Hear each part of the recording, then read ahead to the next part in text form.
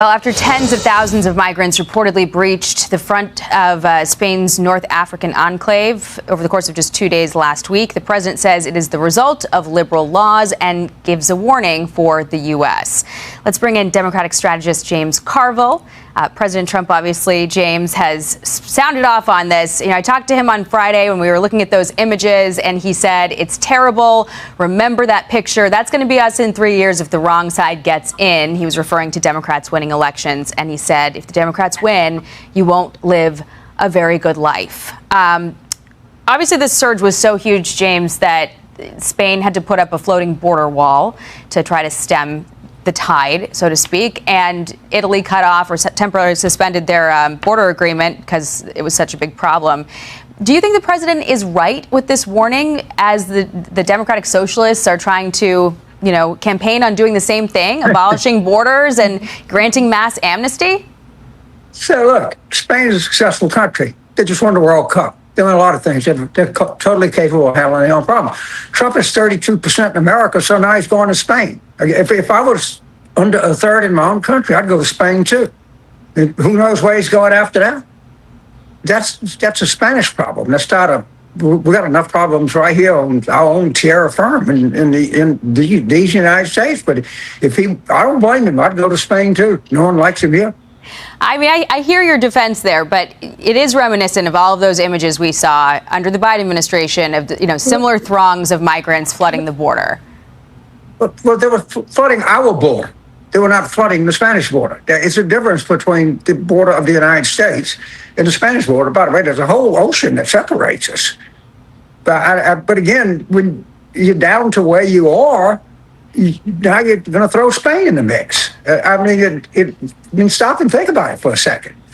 And the truth about it is immigration under the last year of the Biden administration was pretty tame.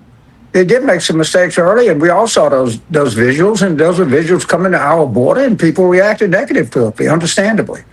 But the Spanish are able to take care of their own issues. I'm very confident of that. Okay. Well, it is getting a lot of reaction online, especially as these Democratic Socialists are campaigning in America for elected office in America to grant amnesty and abolish borders. But, the conversation around Democrats lately has been so dominated by the DSA. At a time when the DNC is on the ropes, Ken Martin's in some hot water. You had the debt, the donor alienation, the email scam, the autopsy report being botched, the whistleblower complaints. So you had a staffer at the DNC take to X this week to try to give people a pep talk. Look at this. There have been a lot of different headlines about the organization, and it's been extremely tough to see your place of employment, the place that you work your ass off for, end up in the headlines with a lot of bad press. The story that isn't being told in the headlines is that the people that I work with at the DNC are incredible. They're some of the most talented, hardworking people that I've ever worked with. Well, that was widely panned. Doug High said, with all the shenanigans I faced at the RNC, I'm glad at least no one suggested a video with their cat. Also, is there no comms director to say you're not filming a video with your cat? Jonah Goldberg said that is not the visual I would choose to win back the working class vote, but I'm not a fancy expert on such things. James, is this, in your mind, reflective of a bigger problem when the messaging reflex is not accountability, but a pep talk with an emotional support cat in your lap? I mean, it's the DNC. Who cares? I've been in Democratic politics since 1980, and I have not spent 10 seconds of my time obsessing or worried about it. Actually, they were pretty good in 92 when Ron Brown and Paul Tully were there. But this is a minor distraction, and to either get yourself out. The thing I'm really looking forward to is the Republican mini convention in Dallas on the 9th and 10th. I'm going, and we're bringing a lot of cameras. And we're going to take roll, and we're going to see who shows up. We're going to take roll with Susan Collins. Are you going to show up? Is the North Carolina Senate candidate going to show up? That's a real event. That's not a fake event.